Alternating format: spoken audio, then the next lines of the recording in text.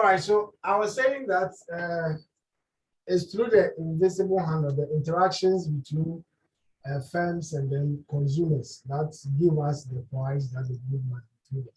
And this price reflects the value of the good because the consumer is only willing to pay a price which is equal to the value.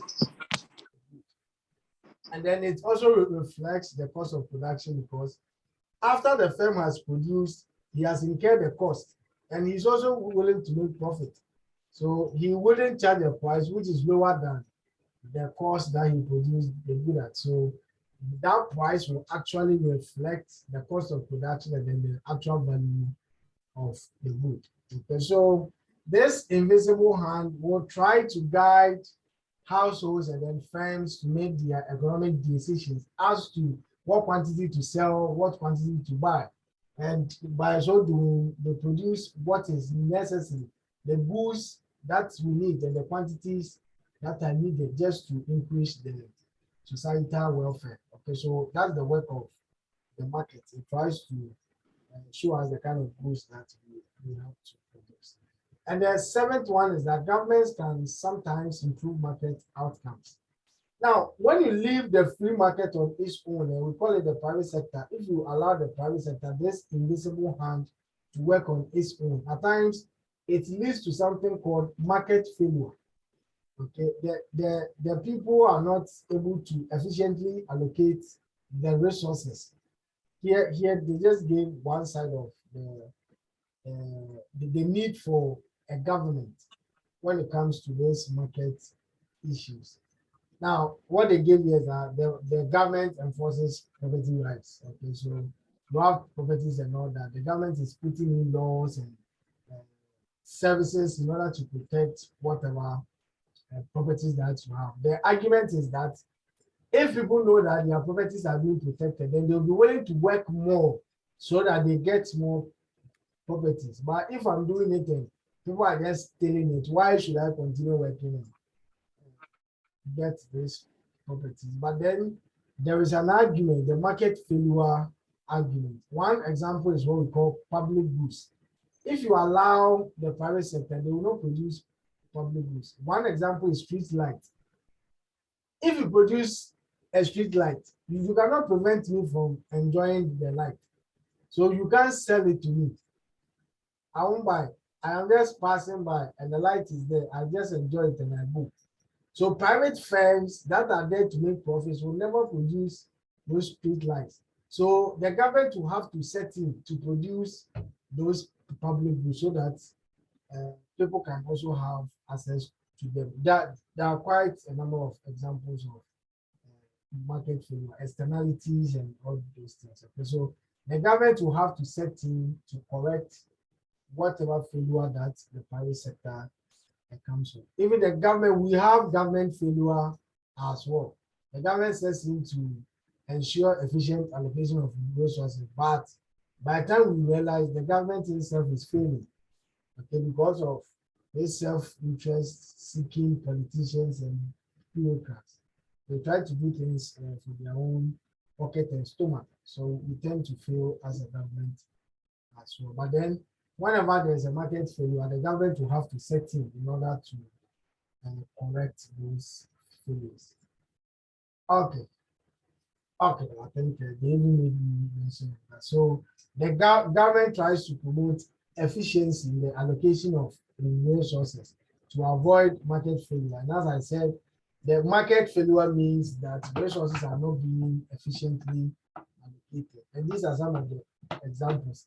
Externality is where when two parties, okay, or even one party engages in an economic activity, then it has a spillover effect on a third party, someone who isn't part of the economic process. For example, if you take this mining industry, they are doing their mining, they are getting their profit, but then they are polluting the water bodies.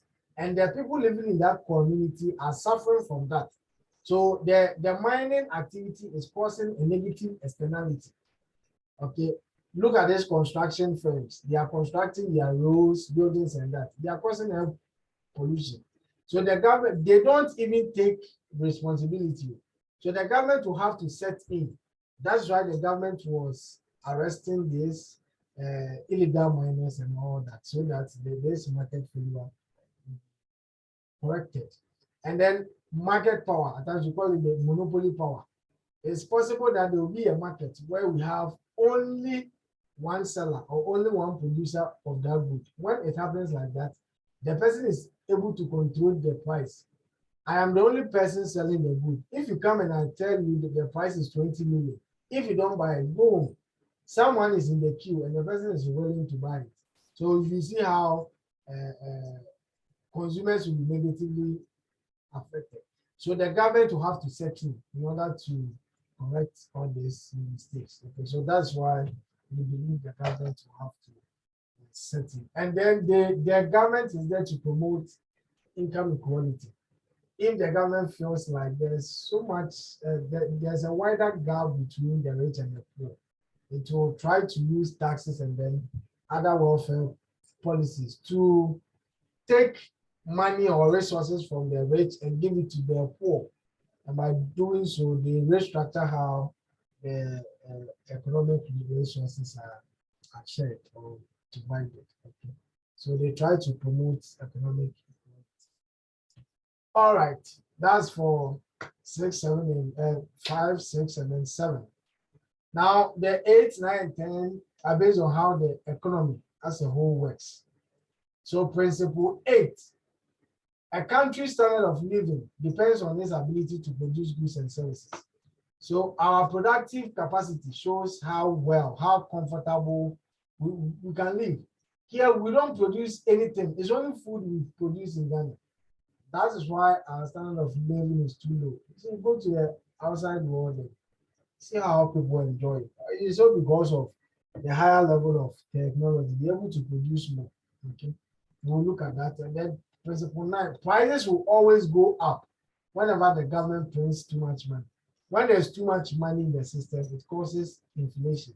Okay, and then the last one is that there's a trade-off, a short-run trade-off between inflation and then the level of unemployment in the country.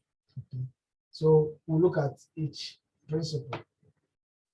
Now, if we take the 8th principle, our standard of living depends on the quantity of goods and services we produce. That's why there is so much difference in the standard of living across countries. Okay, if you take a country like Ghana, our standard of living is too low because we don't produce much. We don't even produce capital goods. It's only consumable goods, things that we eat, things we wear. That is all. But if you want to increase the standard of living of the people, you produce capital goods, goods that are used to produce other goods. But here we produce it, it is going straight into our stomach. We just use it now and then. You see, it is not helping us at all. But because the standard of living depends on the quantity of goods and services we produce, that's why we have differences in the standard of living across countries. So the countries that can produce more enjoy higher standards. And then those of us here too, we enjoy what we enjoy. Mm-hmm. So that is one principle that we need to know. And then principle 9 is saying that there is always inflation when there's too much money in the system. Okay, there's a term called too much money chasing fewer goods. If you take a country like Ghana, we are not producing much, and we are printing in more money. If you bring more money into the economy, people will have a lot of money, and they'll be using this money to chase goods and services that are not there.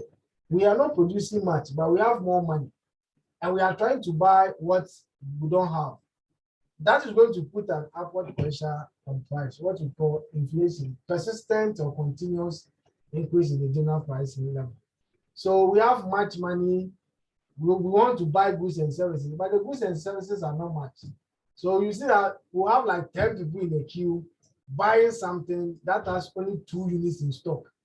So you see that price will go up if you were to be the ones selling. Even if you go to the night market, you are going to buy wachi. Maybe we have 2 people selling the wachi, and there's a very long queue. Don't join that queue. If you join the long queue, because the person feels like there's so much demand, people are coming to buy, the quantity there is very low. Or better, but then if you go to that other person, the queue is very small. She knows that if she doesn't tear their food in higher quantities, their food will just be there. Then she will have to take it back home. So just to entice the customers to buy more, the person will just be adding more and more. That's how money and goods work. Now, if there's too much money, and then we are chasing these fewer goods in the economy, those who are selling will just put higher prices up for these goods and services, and then the fair price level is going to be very high. So whenever there are increase in the stock of money in the economy, there is an increase in the general price level. Don't worry, and we do this in macro economics. So you understand. All right, and the last one, that there's a trade-off between inflation and then the level of unemployment. Okay. Now, the thing is that when you are printing more money, okay, you print more money, people are now buying more goods. So producers will be enticed to produce more. And as they are producing more, they'll be creating jobs. So people will be getting more jobs, and then the level of unemployment will fall. So as inflation is going up, this one is what is rather coming down. That's why we are saying there's a trade-off between the two. Okay, there's a trade-off between the two. This one too, you do it in macro economics very soon when you actually become an economic student at the point in time. So these are just the summary of what we have done today. So this is where today's lesson ends.